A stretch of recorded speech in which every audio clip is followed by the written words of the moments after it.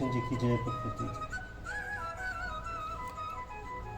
तस्मात् ब्रह्ममय प्रणिधाय कान्य प्रसाद्य तवाम हमी शमी पितेव पुत्रस्य सखेव सुखी प्रिय प्रियाय हरि देव स्वरूप। अतएव हे प्रभु, मैं शरीर को बलिदानती चरणों में निवेदित कर प्रणाम करके स्तुति करके योग्य आप ईश्वर को प्रसन्न होने के लिए प्रार्थना करता हूँ।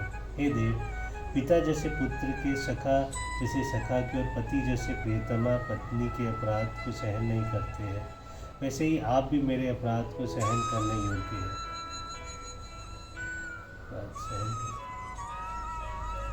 तस्मात् पद के प्रयोग का क्या भाव है?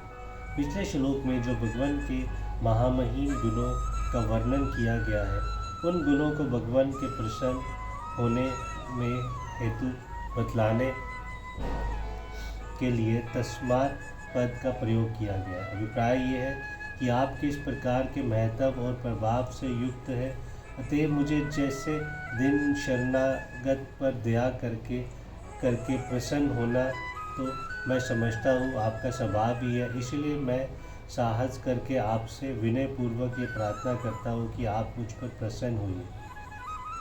तवाम पद के साथ ईशम और इडम विशेषण देकर मैं शरीर को चरणों में निवेदित करके प्रणाम करके आपके प्रसन्न होने के लिए प्रार्थना करता हूँ। इस कथन से क्या भाव दिखलाया है? जो सबका नियमन करने वाले स्वामी हो उन्हें ईश कहते हैं, और जो स्तुति योग्य हो उन्हें इड्य कहते हैं।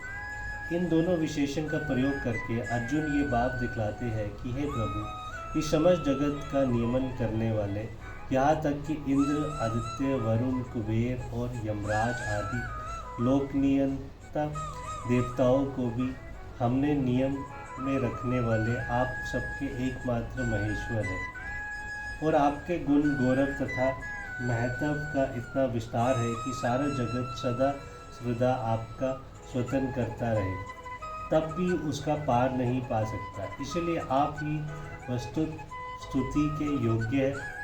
मुझ में ना तो इतना ज्ञान है और ना वाणी में ही बल है कि जिससे मैं सत्वन करके आपको प्रसन्न कर सकूं। मैं अबोध भला आपका क्या सत्वन करूं?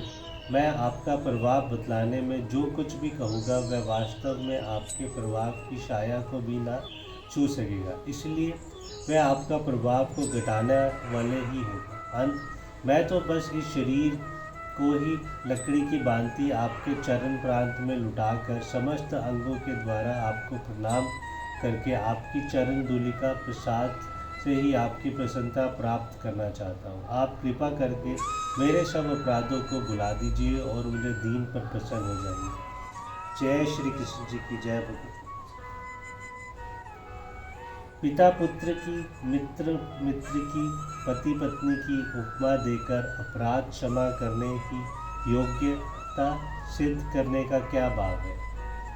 41वें और 42वें श्लोक में बतलाया जा चुका है कि प्रमाद, विनोद और प्रेम, इन तीनों कारणों से मनुष्य द्वारा किसी का अपराध बनता है। यहाँ अर्जुन अप्रयुक्त तीनों उपमा देकर भगवान से ये प्रार्थना करते हैं कि तीनों ही हेतुओं से बने हुए हैं, मेरे अपराध आपको सहन करने चाहिए। अभिप्राय ये है कि जैसे अज्ञान में प्रमाद वश किए हुए पुत्र के अपराधों को पिता क्षमा करते हैं, हंसी मजाक में किए हुए मित्र के अपराधों को मित्र सहता है, और परमेवश किए हुए प्रियतम पत्नी के अपराधों को पति क्षमा करता है, वैसे ही मेरे तीनों ही कारणों से बने हुए समस्त अपराधों को आप क्षमा कीजिए। जय श्री।